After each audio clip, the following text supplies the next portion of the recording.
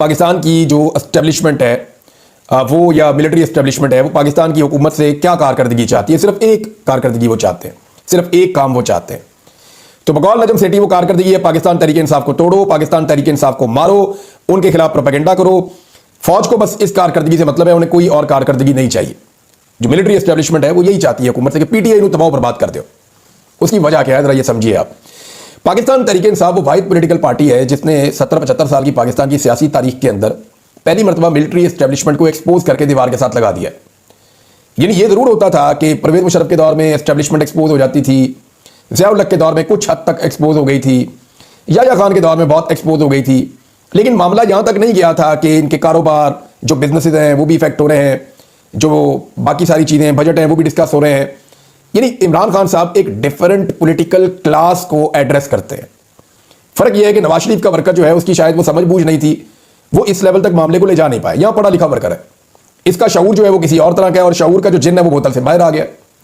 अब हो ये रहा है कि ये क्लास वो वाले सवाल उठा रही है जो कभी भी मिलिट्री एस्टेब्लिशमेंट सुनना नहीं चाहती। उनके हर मफाद को ये ढूंढते हैं और ढूंढ के उसके ऊपर जरब लगाते हैं।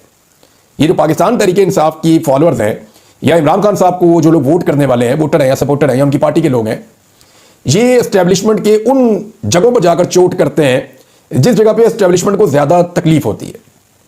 बारीक वारदातियों को ये पकड़ लेते हैं। हमेशा एस्टेब्लिशमेंट जो है वो दीवार के पीछे रहकर पुतली तमाशा खेलती थी, पहली मरतबा ये उनको दीवार के सामने निकाल कर लेकर आए। पहली मरतबा हमने सुना कि डीजी ISPR जो है वो एक पॉलिटिकल पार्टी के खिलाफ जो है वो ब्रीफिंग दे रहे हैं या बात कर रहे हैं या उनके खिलाफ प्रेस कॉन्फ्रेंस कर रहे हैं। बाकायदा एक पॉलिटिकल पार्टी के खिलाफ नैरेटिव बनाया गया, उसके लिए बहुत बड़े बड़े बजट रखे गए। वजह यह है कि पाकिस्तान की मिलिट्री एस्टेब्लिशमेंट को ऐसा लगता है कि अगर पाकिस्तान तहरीक इंसाफ का ये वाला शऊर कहीं सस्टेन कर गया तो उनके लिए पाकिस्तान के ऊपर अपना कंट्रोल और कब्जा जो है वो हमेशा के लिए जारी रखना वो मुमकिन नहीं रहेगा। तो उसके लिए वो चाहते हैं कि सारे सियासतदान उन्हें डिलीवर करके दें। अब परवेज खटक साहब को क्यों लाया गया, इसके बारे में राणा सनाउल्लाह साहब ने भी एक स्टेटमेंट दिया है। उनके स्टेटमेंट को देख लें या मेरे सोर्स की आप खबर को देख लें तो बात एक जैसी है। हुआ यह है कि एक लेवल से आगे ब्रूटैलिटी पाकिस्तान पीपल्स पार्टी PMLN ये अपने गले में डालना नहीं चाहते। जुल्म जबर और फस्तायत का जो टैग इनके गले में पड़ गया है ये उससे जान छुड़ाना चाहते हैं। पीपल्स पार्टी इक़्तिदार का हिस्सा इसलिए नहीं बन रही कि इस वक्त मिलिट्री एस्टेब्लिशमेंट जो जुल्म और बर्बरियत कर रही है, पीपल्स पार्टी कहती है कि हम वजारतों में नहीं बैठते, हम इक़्तिदार का हिस्सा रहने दें, मौजा असली लुटाएंगे, लेकिन हम किसी सूरत भी हुकूमत का फेस नहीं बनना चाहते हैं। हम हुकूमत में, लेकिन हुकूमत का फेस हम नहीं बनना चाहते। बारीक वारदात उन्होंने भी डाली हुई है, वो इसलिए कि ये सारा कुछ हमारे खाते में पड़ जाएगा जो इस मुल्क में इस वक्त हो रहा है। पीपल्स पार्टी को ये प्रॉब्लम है और PMLN जो है उसके लोग भी अब कतराते हैं कि यार कितना आपने हमसे जुल्म करवाना है। अल्टीमेटली ये चीजें वापस आती हैं मुड़ के, उन्हें भी डर लगता है।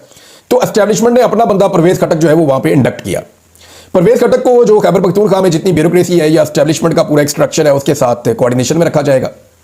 परवेज खटक के पास इख्तियारात होंगे कि वो खैबर पख्तूनख्वा के अंदर चीज़ों को अपनी मर्जी से ऊपर नीचे कर सकेंगे।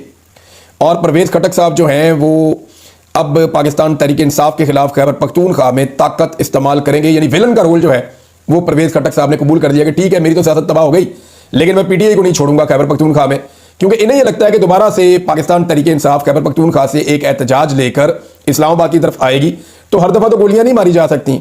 अब तो जो बाइडन भी नहीं है सर पे जो सपोर्ट दे देगा, क्योंकि देखिए डोनाल्ड ट्रंप जैसा भी है उसके बारे में अभी भी हुकूमत को मुकम्मल तौर पर किसी किस्म की कोई श्योरिटी या गारंटी नहीं है।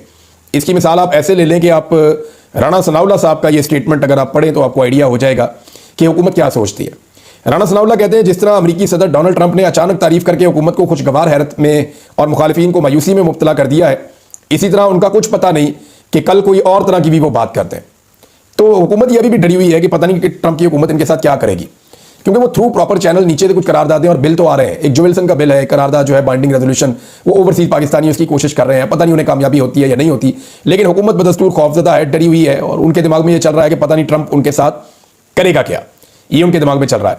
लिहाजा उन्हें यह लगता है कि खैबर पख्तूनख्वा के क्राउड को इस मरतबा खैबर पख्तूनख्वा के अंदर ही रोकना बहुत जरूरी है और वहां पे परवेज खटक साहब को जो है वो इस्तेमाल करने का फैसला किया गया है और इसीलिए उनको वजारत दी गई है।